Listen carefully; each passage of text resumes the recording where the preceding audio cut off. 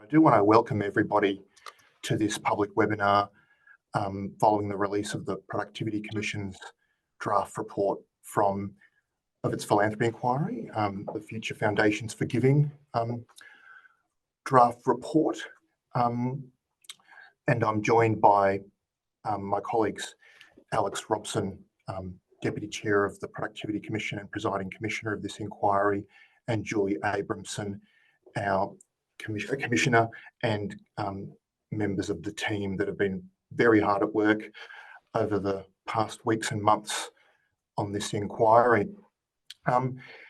If we just move to the next slide, I do want to just cover off on some housekeeping. So there's a Q&A box, and you can ask questions down there, and we'll endeavour to answer some of them as we go in the chat where we can, but there is also some time for questions at the end of the webinar. And I will stress too that this is just the first of many engagement opportunities. There'll obviously be an opportunity to put in submissions in response to the draft report. There will be public hearings in February. There's going to be a lot of consultation and engagement, and this is just the beginning of that process. And we've actually got a question in there about whether a recording of today will be made available. I think there will be a recording made available we'll put the recording on the website in the next few days. So for those who can't join, they'll be able to watch it there. Next slide, please. And before I go any further, I do want to acknowledge the traditional owners on the lands on which I'm coming to you from, the lands of the Wurundjeri people of the Kulin Nation, and we're coming to you today from different lands across Australia. And I would like to acknowledge their continuing connection to land, waters and community, and pay our respects to elders past, present and emerging. Next slide, please. So the way we'll do it today, I'll speak for a little bit, and then I'll pass to Alex, and then it'll pass back to me as well. And we've got quite a lot to cover, but hopefully it'll give you a good overview of what's in the draft report, and an opportunity to ask questions as well. So our approach to this inquiry has been three-pronged. So we were asked to identify opportunities for and obstacles to increasing philanthropic giving in Australia. And as part of that, we undertook a very wide-ranging public consultation process, including public hearings, submissions, and now releasing a draft report. And we've engaged with a very diverse range of stakeholders. And we've also had a specific Aboriginal and Torres Strait Islander people and organisations engagement strategy and focus, which we've engaged with a diverse range of Aboriginal, Torres Strait Islander people and organisations to inform the draft report. And that ultimately does lead to recommending ways to respond to the opportunities and obstacles that we've identified. We've been obviously guided by our terms of reference, past reviews.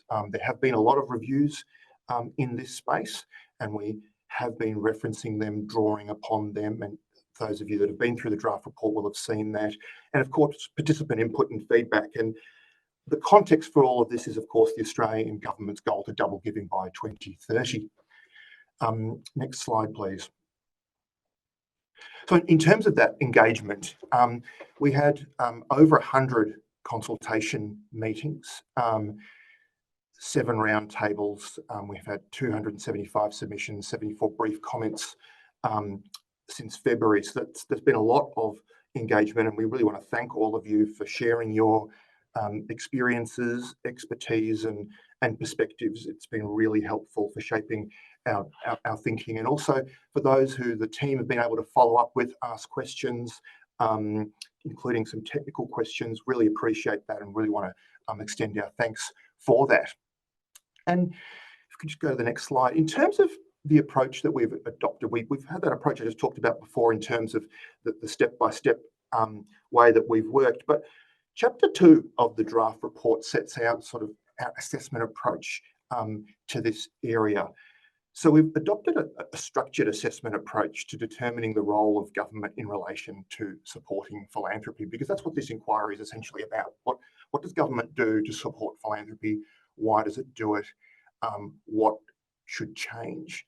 And we thought it's really important to have a logical approach to that, and Chapter 2 sets that out in detail. And we do find that there is a role for government supporting philanthropy, but there are also trade-offs in terms of deciding how to provide that support. And we've been really upfront and honest about those trade-offs, and we can have a discussion about that and seek views and perspectives about that. For example, reforming the deductible gift recipient system, the DGR system, has benefits, but changes that expand access to tax concessions can also affect tax expenditures. And from the perspective of the government, that represents a budget cost under the way that the budget is prepared. And we have to be mindful of these trade-offs and think about them holistically. We've had a focus on government levers such as tax incentives, regulation and information flows, but we have also considered levers such as capacity strengthening to facilitate access to philanthropy, and it's been a particular focus of our engagement with Aboriginal and Torres Strait Islander people and organisations. And we've also recognised the fact that philanthropic funding has both got strengths and limitations that government funding does not have. So philanthropy can be more agile and flexible in terms of the support that it provides, can assist with encouraging innovation, but government has got less direct control and oversight over funding priorities when donors direct where support goes, which benefits from a tax concession, which does amount to a form of a government subsidy. So there are those trade-offs, and we have to balance them and think about things holistically, and we've sought to do that as part of the draft report. Next slide, please. And in terms of our assessment approach, we've been trying to be structured and logical about it, establishing the role of government in the context of philanthropy and looking at the limitations of current policy settings that may result in less giving than is socially desirable. For example, an individual's making a giving decision to donate some money or some time, for example, and there can be broader spillover benefits to the wider community, to wider society, and they may not be factored into that individual's decisions, which can be an argument for some sort of additional support. There can be inequality in terms of access to benefits from giving. And then we've determined whether the policy settings are meeting government objectives and looked at the range of different policy levers government has got when it comes to supporting philanthropy.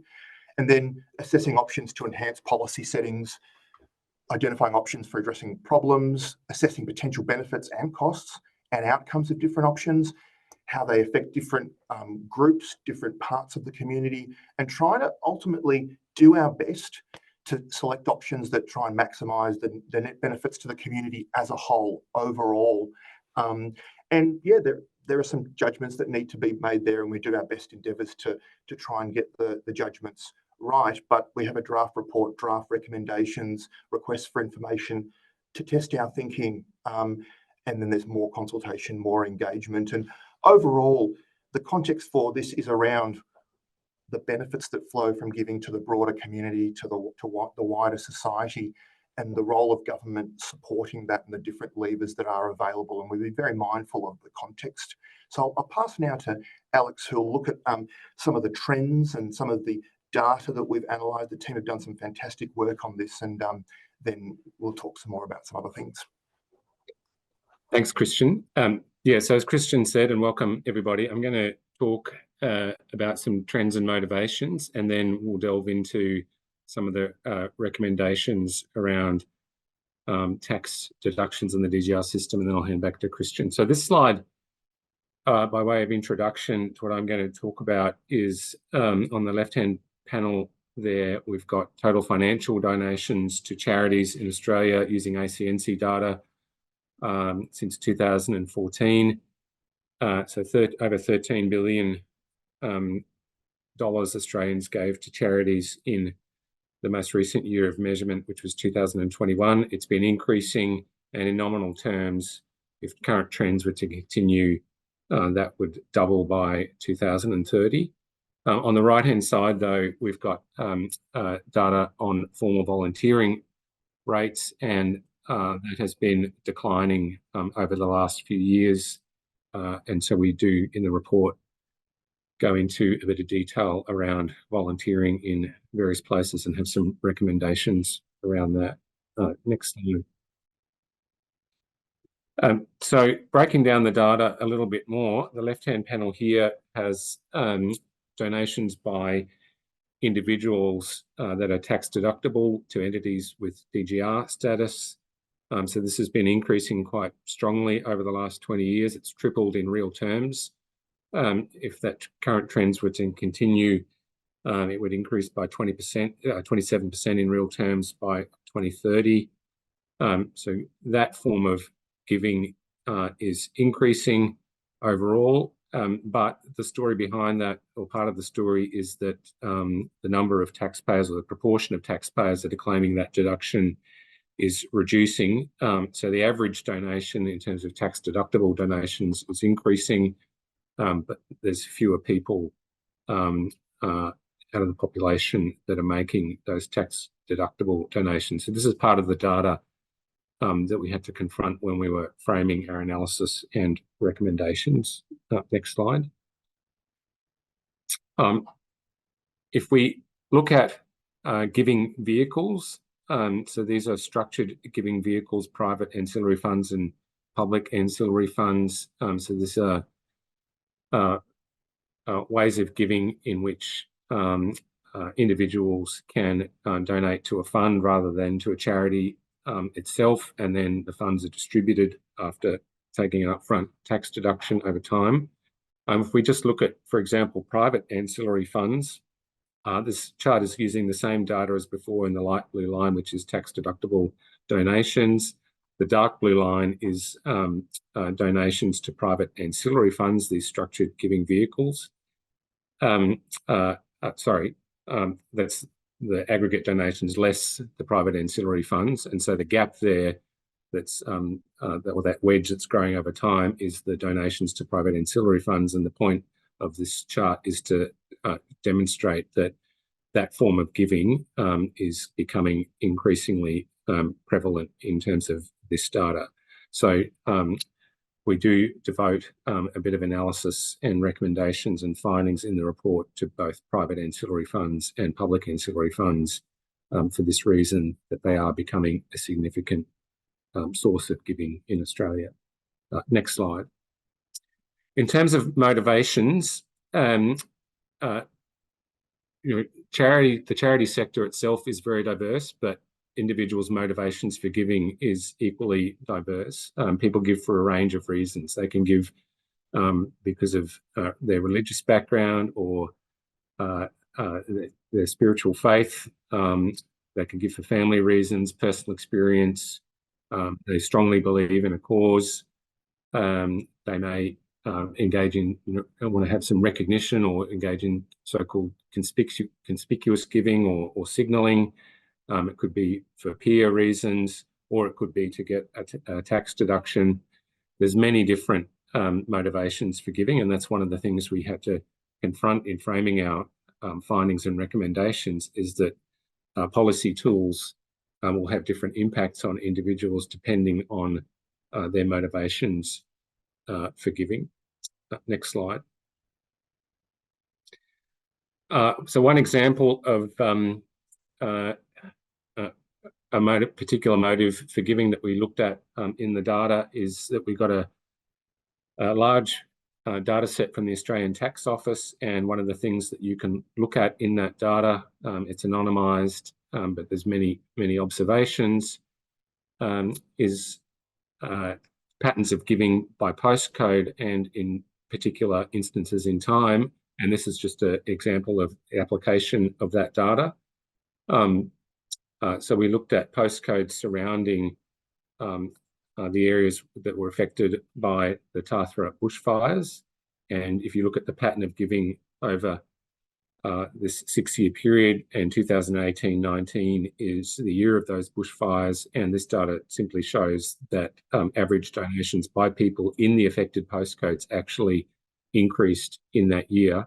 And so it suggests, first of all, that's one of the motives for giving, is to respond to natural things like natural disasters, but also that even people in the affected areas were very generous in that particular year, notwithstanding that they also may have been directly affected themselves. So next slide, please. So we looked at three broad reform pillars in this report. One is around the DGR system itself. So this deductible gift recipient system, which governments set the rules around which charities can access tax deductible donations and which cannot. So it's deliberately directing funds in some sense towards certain areas and away from others. So we looked at whether that system was fit for purpose. The second pillar was looking at Australia's regulatory system. We didn't do a full review of the ACNC, but we did look at their regulatory architecture and in particular cooperation and coordination between the Commonwealth and the states and territories.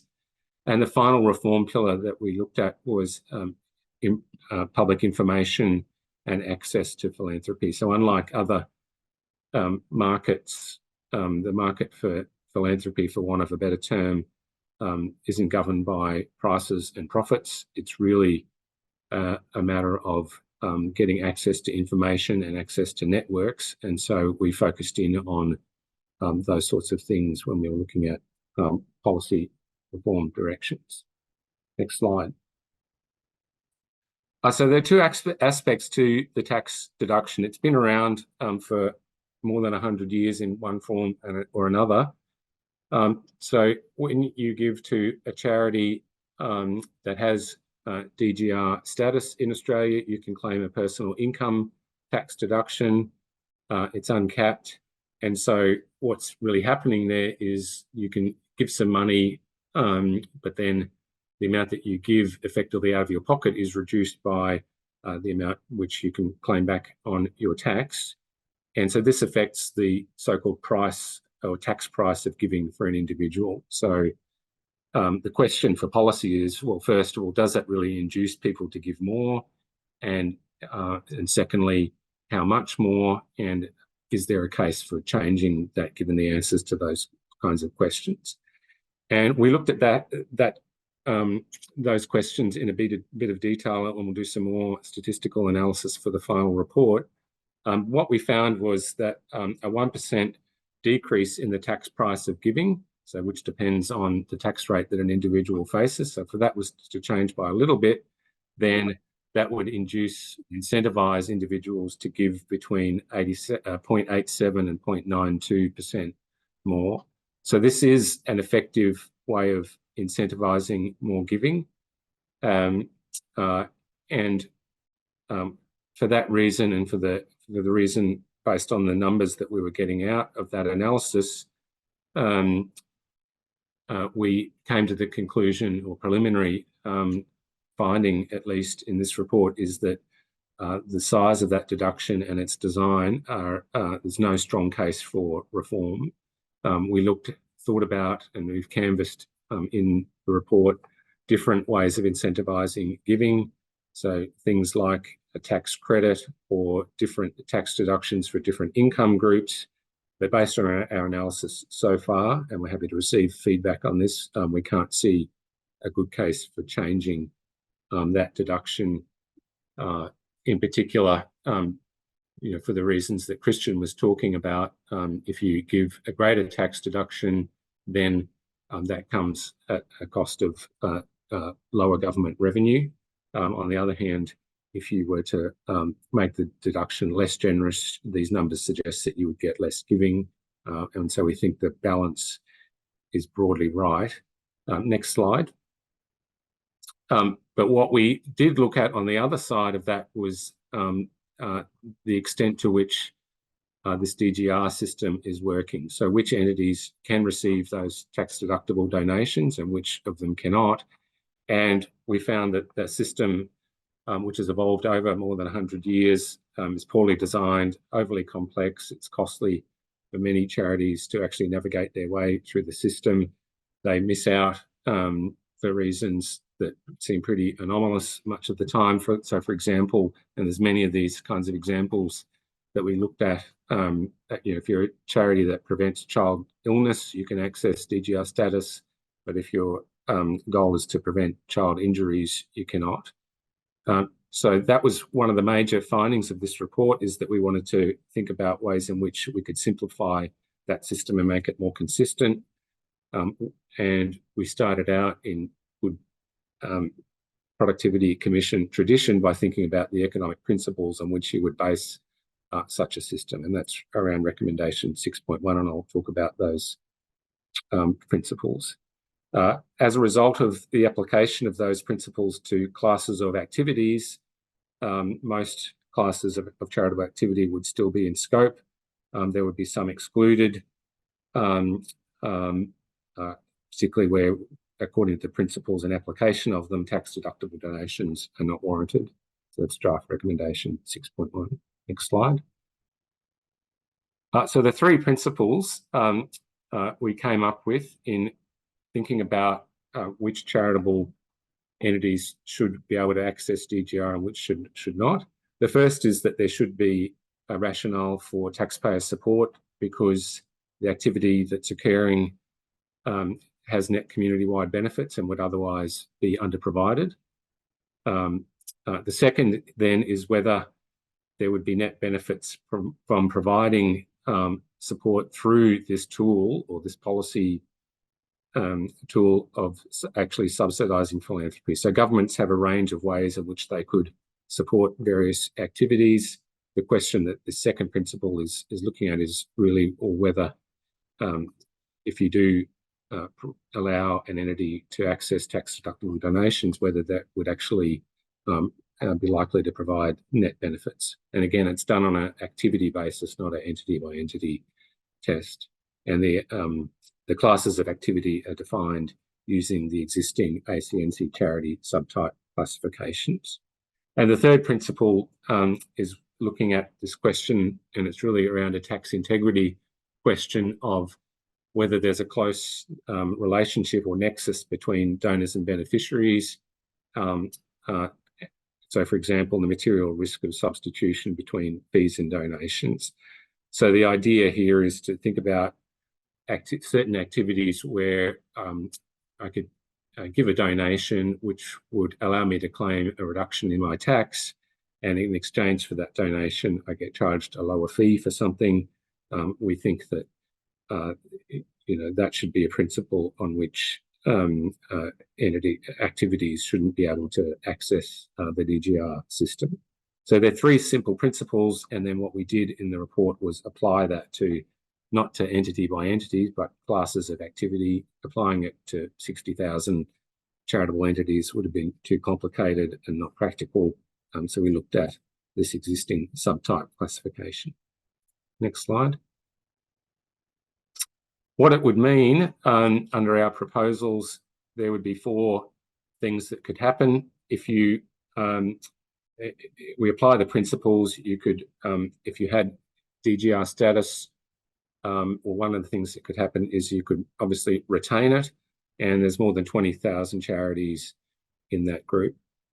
In terms of the status quo, there's another group of around 15 to 20,000 charities who don't currently have DGR status, and application of our principles means that they would not be able to get it.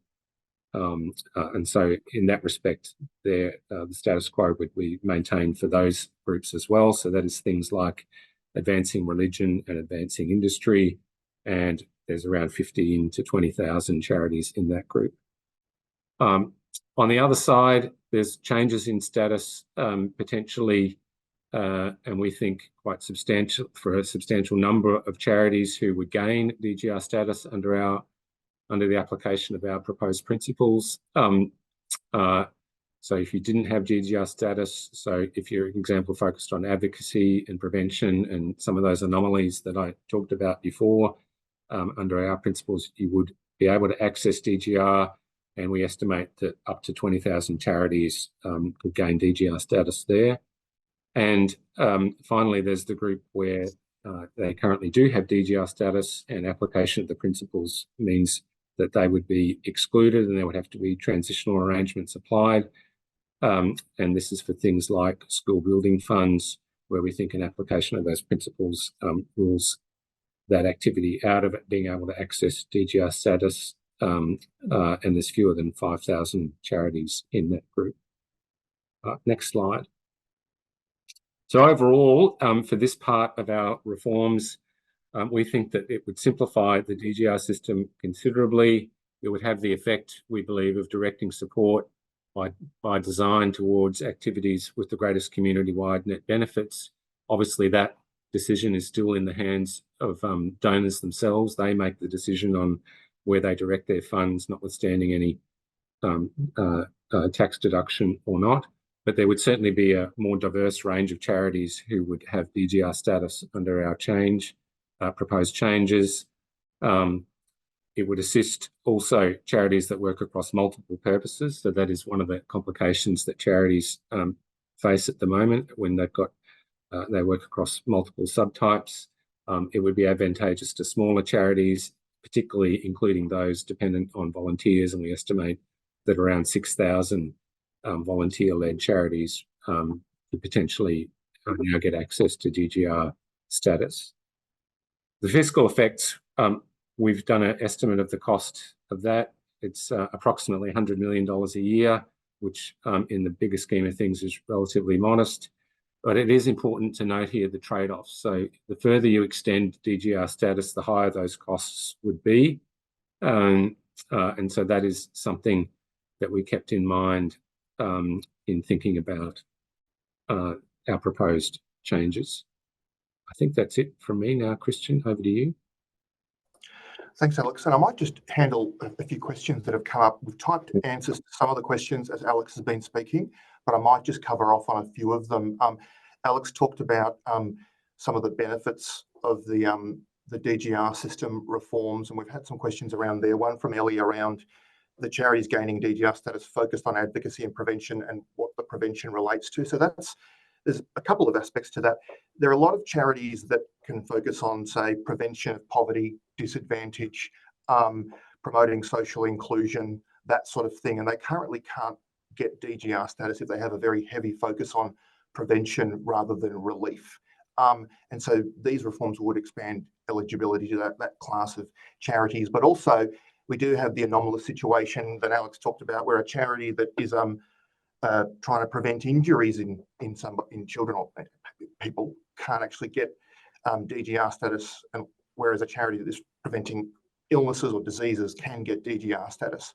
So that's sort of what the prevention refers to there.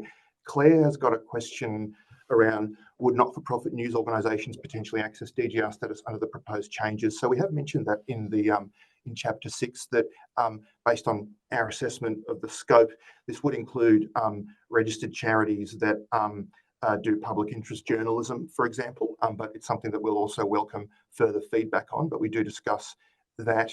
And there was also one question around from Paul around, can you provide further comment on the recommendation to remove DGR eligibility from schools? And there's some further comments from Paul around that. So I think it's important to point out that schools overall in Australia don't have currently eligible for DGR status. They can have various DGR funds or entities, but as a whole, they're not eligible generally. So Alex mentioned how under the way we've looked at this, certain types of DGR entities that schools can operate, such as school building funds, would become ineligible, but we also welcome feedback on that. And I think that this reflects the fact that there can be issues in terms of private benefit and substitution of fees for donations in this context. And back in 2013, the Not-for-Profit Sector Tax Concession Working Group, when it recommended DGR reform, it didn't recommend expanding it to education more broadly for that reason. It didn't talk about school building funds per se, but we think that there are some similar issues in terms of private benefit, those integrity risks around substitution of fees towards donations in that context. But like with everything, we welcome feedback and input in response to all the draft proposals in our report. So I wanted to talk a bit about regulation and a few other things. So we've got a chapter that's focused on regulation, and we have looked at not the entire ACNC regulatory framework, but those parts of the framework that we think are more tied to giving and philanthropy. And some of you will know that I was involved with establishing the ACNC in 2012, and yesterday was actually the 11th birthday of the ACNC's commencement. We sort of were looking at the ACNC, and we thought that the first decade of its operations was really around focusing on establishing itself as a regulator, registering charities, checking that charities were still existing, because many charities no longer existed despite being registered, streamlining reporting requirements, developing the charity register and building that out. And we think that the second decade is an opportunity for the ACNC to pivot its posture in a variety of different ways. We're not proposing any dramatic changes or anything like that, but some of the things that we're looking at are just some legislative and policy changes to support its role, proposing a statement of expectations from the government just around how the ACNC, its regulatory approach, the design of its charity register reflecting the needs of donors broadly defined, and the wider public. Next slide, please. So in terms of the ACNC and the regulatory framework, our recommendations go to addressing some of the gaps in the ACNC's current powers. For example, the ACNC can only use powers in relation to all its graduated enforcement powers in relation to certain types of charities, federally regulated entities, they're called. So, for example, we're proposing that the ACNC should be able to ask for information to determine whether a charity is a federally regulated entity, for example, and also some changes just to enable and ensure that the Commissioner of the ACNC can perhaps use the jurisdiction of state courts where necessary to support their other enforcement powers. We are also proposing the establishment of a National Charities Regulators Forum. So we've seen there's good collaboration and cooperation between the ACNC and the various state and territory bodies that are also involved in charities regulation in other ways. So they're all jointly stewards of the charities regulatory framework, and this would be a bit of a way of formalising that, building some scaffolding around that, supporting cooperation, collaboration, that sort of thing. We have also made a recommendation to remove the concept of the basic religious charity and associated exemptions from the ACNC legislation. So there is inconsistent application of accountability and governance requirements between charities, and this would address that and ensure there's a consistent standard of accountability and governance requirements, but that it's proportionate to the size of charities. Most basic religious charities, as far as we're aware, are small entities. They have revenue of under $500,000, although we don't know for certain, but the information that we have is that they are small. So this wouldn't require providing audited financial statements, etc., for the vast bulk of them, and it would merely mean that they have to comply with the basic minimum governance standards that other charities have to comply with, including many religious charities as well, because there are quite a number of religious charities that are not basic religious charities, for example, those that are incorporated. And also our recommendations focus on providing charities and donors and others with greater clarity about the regulatory regime. For example, having the ACNC being given funding to provide test case funding, where there's a need to develop the law in a matter of public interest, and also to provide binding rulings. So we heard from stakeholders there can be uncertainty, that there can be donations that aren't made, or there could be, this was a particular issue in the case of housing, charitable housing, for example, the uncertainty. And so we thought that a binding ruling scheme could address some of that and provide some more certainty to stakeholders, and in doing so, promote giving, promote philanthropy. Next slide, please. So as we talk about in the report, there are quite high levels of public trust and confidence in charities, and we also talk about the links with that in terms of supporting giving, and that's why regulation exists. That's the role partly of regulation. So this would enable that to continue, support that public confidence so that donors can give with confidence to charities, but also provides more consistent regulation of charities as well. And we do have some other things that we've focused on in the context of regulation as well. Next slide, please. We're seeking more information around the gifting of excess superannuation on death. So at the moment, if somebody passes away and they have excess superannuation, the only way it can be given to a charity is if it goes to their will or their estate and then goes to the charity. You can't do it directly from a binding death nomination, which is an instrument that people can use to direct superannuation to their dependents or spouse, for example. So we're seeking views on making bequests from superannuation easier and about the workability of that, the potential for any particular unintended consequences, but yeah, options for the design of some sort of mechanism in that space. We don't think that there's a case to change taxation arrangements for superannuation bequests. So if there is excess superannuation upon death and it goes to a charity is subject to a tax, we're not proposing any changes there, and we think it would be a relatively costly way for government to incentivise giving, but we are looking at making giving easier. And we're also asking whether the current minimum distribution rate for ancillary funds, so ancillary funds are public and private foundation structures, giving vehicles, whether they're appropriate, whether they maximise the net benefits to the community. As some of you will know, when you've got an ancillary fund, you make a donation into it, you get an upfront tax deduction, and then there's a distribution requirement every year based on its net assets. So as that chart that Alex showed earlier does show, that over time, ancillary funds are taking up a larger slice of tax deductible giving in Australia. And we just want to make sure that the regulatory settings that apply to them are right, so that there is that continual flow of grants to charities and ultimately that's benefiting the community. So we're seeking views on that. Next slide, please. We've also looked at public information on charities and giving, and one of the main proposals that we've got here is that there is the ACNC register. So the Australian Charities and Not-for-Profits Commission, they've got a public register that's got information on registered charities. We want to ensure that the information provided there is provided in a meaningful and accessible way for donors and the wider public, based, for example, on research about what donors and the wider public actually want in terms of information to help them with their decision making. And we made the point too that standardised measures of charity effectiveness, such as the proportion of charity revenue spent on administration costs or overhead, that's not a reliable measure of effectiveness. And when donors and others rely too heavily on it, it actually can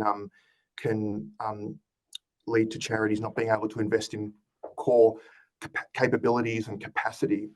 So we've got a draft finding on that. In terms of data gaps, two of the big data gaps that we identified are information on bequests. The data that's available is quite a few years old, and the late Dr. Christopher Baker at the Centre for Social Impact at Swinburne spent a lot of time going through paper probate records around Australia to get some data on bequests. And we've recommended that in reporting to the ACNC, charities split out their reporting on donations and bequests so that we get some data on bequests, and it's easier to get that kind of data than going through paper records of probate. And that was in response to submissions that have been raised with us. And we've also proposed some changes to require listed companies, so larger public companies, to publicly report information on their donations, so that there's more transparency around corporate giving, and also to include that in their tax returns to the ATO, so we get some aggregate data. Next slide, please. As I mentioned at the outset, we have had a specific strategy focusing on engaging with Aboriginal and Torres Strait Islander people and organisations, and we've proactively sought to inform our thinking, inform our draft report by listening to their perspectives and their views on philanthropy, how they practice philanthropy, how their experience of engaging with philanthropy as well. And it's important to recognise the many different ways that Aboriginal and Torres Strait Islander people practice philanthropy volunteering, and they don't always think about it that way as well. And the stories and experiences that were shared with us very generously have been used together with other research that has been undertaken to formulate this draft recommendation regarding the Australian government supporting the establishment of an Aboriginal and Torres Strait Islander philanthropic foundation, which would focus on building partnerships between Aboriginal and Torres Strait Islander communities and philanthropy, where to further the goals and aspirations of those communities. We've seen what partnerships between Aboriginal and Torres Strait Islander communities and philanthropy can do in places like Bourke in New South Wales with the Marinuka Justice Reinvestment Project. And this is about, building on that. And we're proposing that the Australian government make a contribution, but that there will also be additional contributions from philanthropic funders. Next slide, please. So volunteering has been a focus throughout the draft report, but I did want to just draw out some of the specific recommendations as well here. For example, in terms of the focus throughout our report, we've been able to calculate roughly how the proposals we've put forward regarding the reform of the DGR system would benefit many organisations that are solely volunteer run, and those organisations do disproportionately miss out on access to DGR status at the moment, and the proposals we've put forward would benefit those sorts of organisations. But we've also identified that unnecessary regulation or changes to policies and programs can be undertaken in a way that doesn't consider the impacts on volunteers, and it's really important that governments more proactively think about how changes to policies and programs impact volunteering, and think about how they can actually facilitate volunteer contributions and volunteer inputs when they're designing policies in aged care or disabilities or in other areas. We've made a recommendation around collecting better data through the census on volunteering. And also we have discussed, and that's what I alluded to just before, that there can be different perspectives on what is volunteering and what's not volunteering, depending on cultural backgrounds, and including there can be different ideas about what's volunteering or not volunteering in Aboriginal and Torres Strait Islander communities. So next slide, please. This is the last one, second last one. In terms of next steps, as I said at the beginning, this is just the beginning of the engagement that we'll be undertaking in response to the draft report. We have to get the final report to the Australian government by the 11th of May next year. And although that seems like quite far away, there's a lot to do before then. So we will be welcoming submissions and also brief comments. You don't have to put a full submission. You can make a brief comment through our website as well. We had about 74 of them since February. In response to our draft report, we've got draft recommendations, draft findings, information requests. We'll have public hearings in February as well in Perth, Adelaide, Brisbane, Canberra, and Melbourne. I think I might have, but we're certainly going to be trying to hold hearings as widely as possible and to make it as easy for people to participate as they can. And we'll be doing further consultation meetings as well. And then, we'll be working on finalising the report to provide it to the government by May next year. And the final slide's just got some information about how you can be involved, keep up to date with what's happening on our inquiry. Just the next slide, please. The inquiry website, if you've not registered there, register there to get updates. You can contact the team there using that email. And if you don't want to put a submission, you can put a brief comment in as well. So appreciate that's been a lot of content, but might pass it over to Alex or Julie if you wanted to make any further comments, or we can try and answer some questions as well. Thanks, Christian. Nothing further from me, but Julie, did you want to make any comments? No, all good. Thank you. Okay. There's a question from Caleb Simpson about what data does the Commission rely on to identify the risk of tax-deductible donations being converted to private benefits for donors? So, as I mentioned, we aren't the first to have commented that this can be a problem in the education space, but if there are suggestions around regulatory tools or that sort of thing in that context that can provide feedback to us about that, we'd very much welcome that. But it has been examined in a number of other contexts as well. Julie, did you want to answer a question that you had there? Yes, Charmaine has asked about the difference between rulings and test cases. This is something that we'll obviously be consulting on a bit more, but generally speaking, the test case is when you're not sure what the law is, so it's unclear and you need a court decision on it.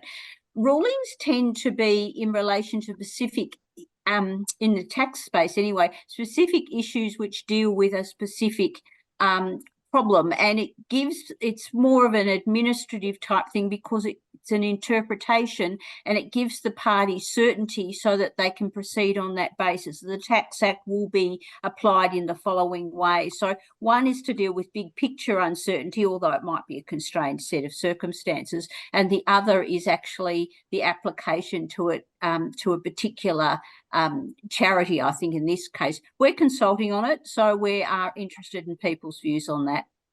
Thank you. And there's another question around whether we'll address best practice philanthropy in our report to government. So we do address in a number of places. We make the point that it's not just the dollars that are given, but it's also how they are given, and that there are different approaches to philanthropy. We have a discussion of that in Chapter 10, especially in the context of Aboriginal and Torres Strait Islander communities.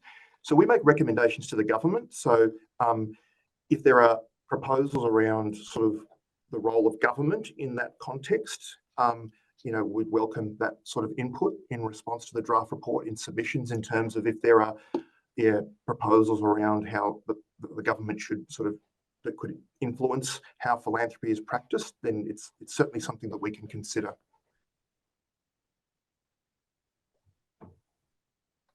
Thanks, Christian. I just look at a question from John Church around superannuation, and John's got a question, specific question around the $3 million cap and the changes that the government's really recently made in that area. Our general finding, John, on superannuation was that if you look at it over a lifetime basis, it is concessionally taxed relative to other entities, other income, and we couldn't see a good case for providing a further incentive in relation to super and donations. But what we do seek further information on is how to make it easier and simplify the process of making charitable donations from superannuation in general, and quite apart from the tax deductible aspect of it. So Julie, did you want to add anything more to that particular information request on super and bequests? No, I think we're certainly asking some more questions. We have a view that there needs to be some simplification in terms of being able to donate your excess superannuation. We're particularly interested in hearing from the superannuation industry as well, because there obviously will be some practical issues. There may be problems with trust deeds as to how, in fact, super can be distributed. And as Alex said, with the taxation arrangements, we saw no reason to change them. This is a draft report. If you have a different view, please put in a submission and talk to us about that. Thanks, Alex. We've got some questions around motivations as well. One from Cassandra Chapman, and thank you, Cassandra, for the research you do, which we have drawn upon in parts of our report.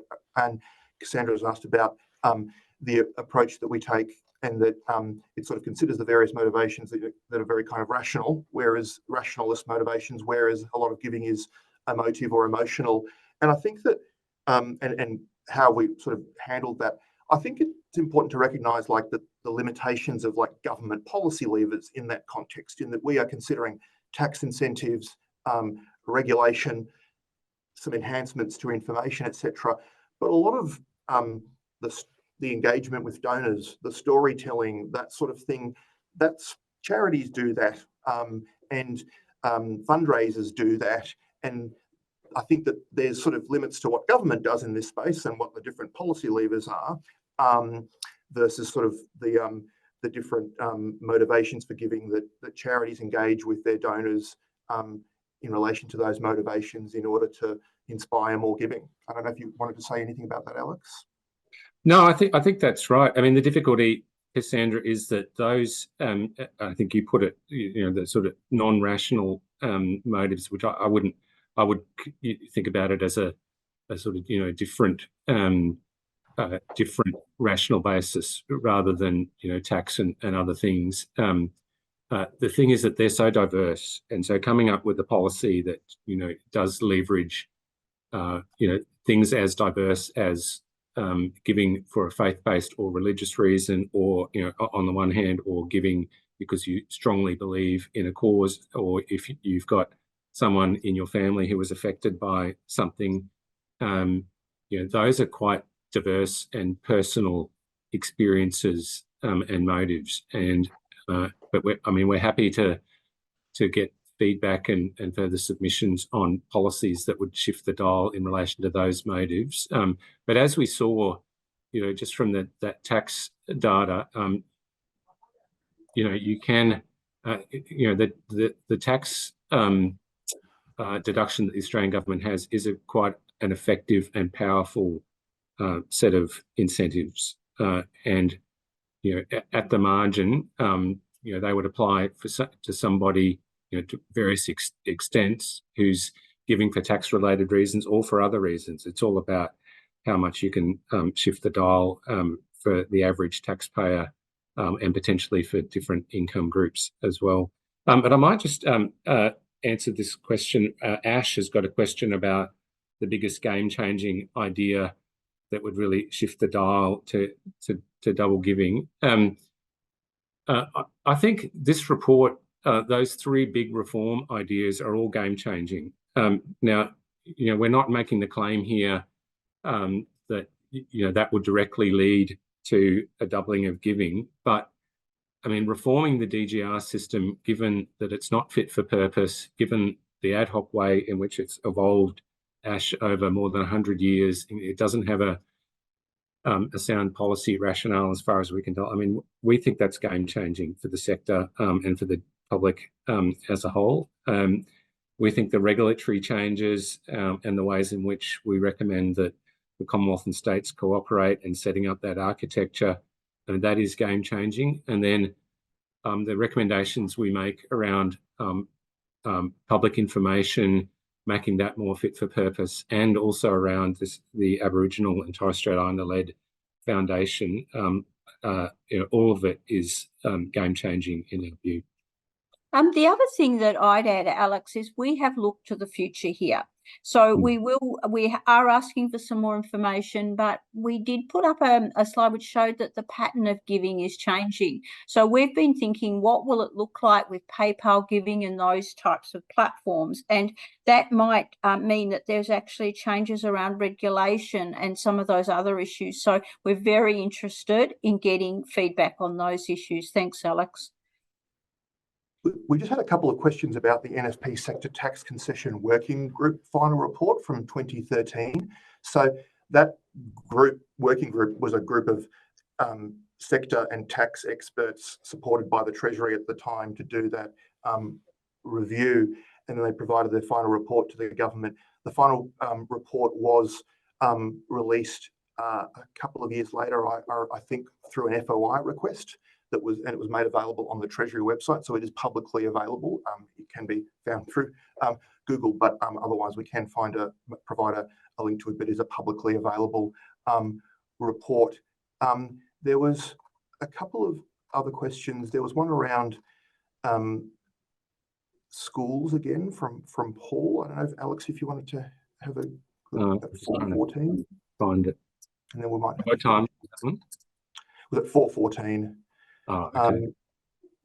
It would be great to see the data that led to the conclusion that fee substitution is happening in response to building fund donations. Yeah, so Paul,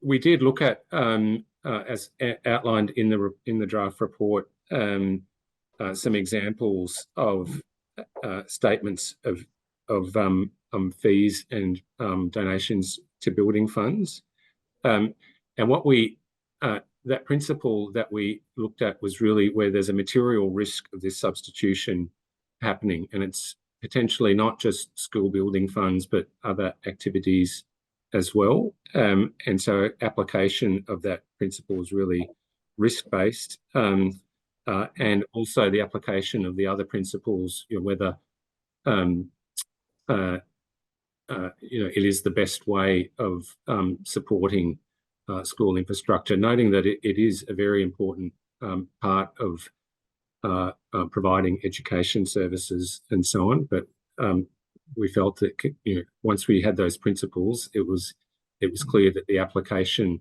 of those principles would give that result in relation to school building funds. I would also note, though, that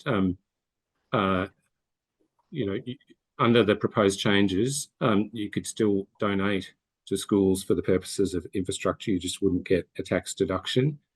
You could also donate to a school for other reasons. So, for example, for a scholarship fund or equity-based reasons, and that would come under a different subtype, and then that would be tax deductible. The other aspect of it is that there are arm's length entities such as Schools Plus that are now set up who have a goal of directing DGR donations towards these sorts of things, and there's a bit of a discussion in the report around that. But on the application of our principles, it was very clear to us that school building funds, the DGR status, according to that, would be withdrawn. And some schools that focus on particular disadvantaged cohorts, for example, might have public benevolent institution, PBI status, for example, and that won't be changing. And just speaking on the question of PBI, we've got a question from Jennifer Batruni about if you're recommending extending eligibility for DGR status to most classes of charities, why have you not recommended the abolition of PBI? So we've recommended that there be a legislated definition to delineate the scope of the PBI. At the moment, there can be, there isn't any kind of legislative guidance for that, the scope of that definition. We haven't recommended abolishing the concept of PBI because it wasn't raised with us in submissions to abolish it, but also the PBI is necessary because it delineates the scope of entities that are eligible for additional FBT concessions, and therefore you need some sort of concept there to draw boundaries around that. And I assume, Jennifer, you weren't saying to abolish it so that the FBT concessions are no longer applicable. But yeah, that's why we still need some sort of a concept there, some sort of definition. Christian, I'll just deal with Alice's question, which was about the role of the forum, the state forum. I think we've seen some really good work being done on fundraising where we've got sort of cooperation between the states and territories. And I think the more that we see these charitable organisations that are operating amongst different states, the more important it is that we have some sort of formal architecture. We've talked about it looking like the financial sector forum, but it also, I think, would have elements about the like the ACL. So you'd be able to have all of the parties in the room to talk about the best approach. Also, we raised before the issue about the platforms and the giving platforms into the future, and I think that those type of issues would be well to be on the agenda, but obviously we'll be consulting with our state and territory colleagues and the ACNC on that. Okay. Well, thanks, Julie, and thanks, Christian. We do have to wrap up. We are out of time.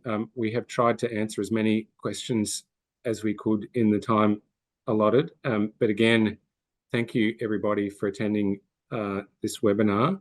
And if you do have comments or questions, we'd be happy to receive them either as a formal submission or as just a comment. And the website is pc.gov.au. So thank you, everybody, for listening this afternoon. Thank Thank you so you. much. Thanks, everybody. Have a good Bye. afternoon. Bye.